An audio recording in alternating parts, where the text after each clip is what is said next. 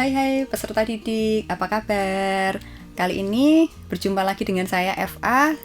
Di bab 1 ini saya akan menjelaskan tentang perjuangan bangsa Indonesia terhadap ancaman disintegrasi. Judul kali ini perjuangan bangsa Indonesia terhadap ancaman disintegrasi. Ancaman disintegrasi bangsa Indonesia ini terjadi pada tahun 1948 sampai 1965. Pasca Indonesia merdeka tahun 1945, apakah Indonesia tetap merdeka atau ada ancaman dari negara lain? Kalian pasti juga bertanya-tanya, kenapa sih setelah Indonesia merdeka masih ada aja ancaman dari negara atau bangsa kita sendiri? Kalian tahu artinya disintegrasi? Disintegrasi itu adalah perpecahan. Jadi keadaan tidak bersatu padu yang menghilangkan keutuhan.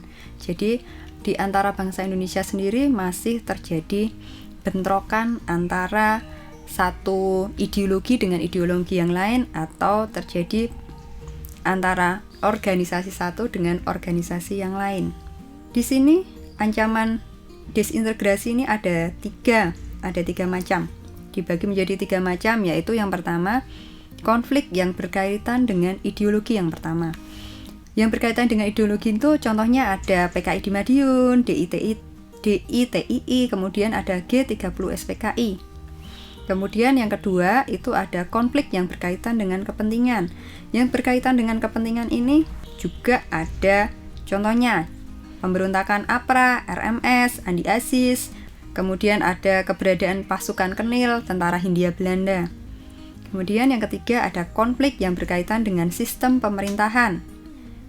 Ini contohnya ada BFO, kemudian ada PRRI dan Persemesta.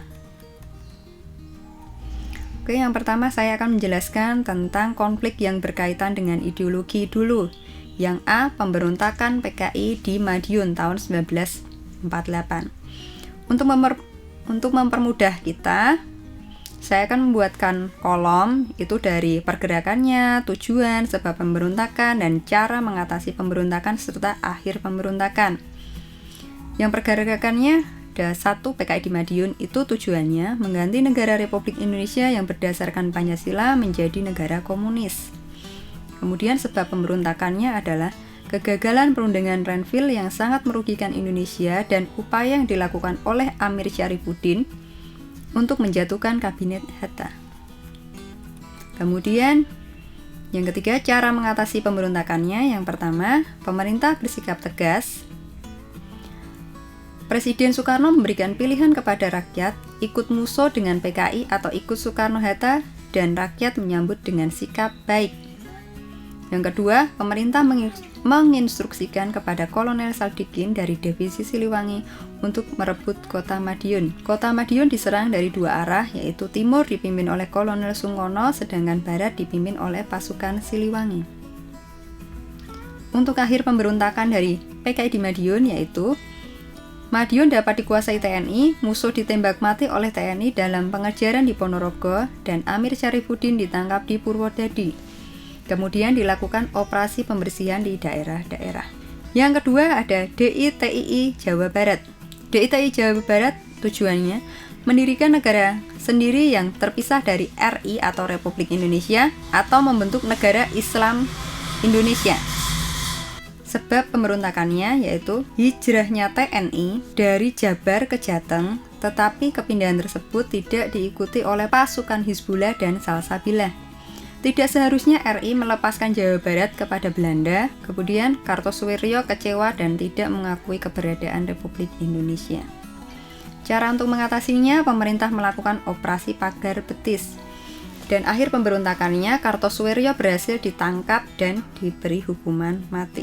Kemudian yang B, peristiwa konflik dan pergolakan yang berkaitan dengan kepentingan. Contohnya di sini ada Andi Aziz. Andi Aziz tujuannya mempertahankan keutuhan NIT. Sebab pemberontakannya 1, menuntut agar pasukan bekas Kenil saja yang bertanggung jawab atas keamanan di negara Indonesia Timur. Yang kedua, menentang masuknya pasukan APRIS dari TNI. Yang ketiga, mempertahankan tetap berdirinya negara Indonesia Timur. Yang ketiga, cara mengatasinya adalah pada tanggal 8 April 1950 dikeluarkan ultimatum bahwa waktu 4 kali 24 jam Andi Aziz harus melaporkan diri ke Jakarta untuk mempertanggungjawabkan perbuatannya. Pasukannya harus dikonservasi, senjata-senjata dikembalikan, dan semua tawanan harus dilepaskan. Ini adalah salah satu contoh dari peristiwa konflik dan pergolakan yang berkaitan dengan kepentingan. Oke, terima kasih atas perhatiannya. Tuhan Yesus memberkati.